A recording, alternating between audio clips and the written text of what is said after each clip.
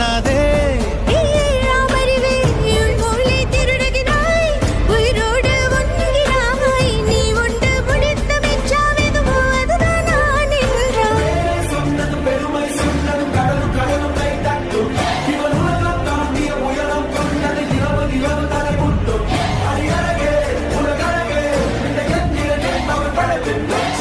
அரிமா நானோ 1000 அரிமா, உன் போர் பொன்மான் கிடைத்தால் எம்மா சும்மா விடுமா.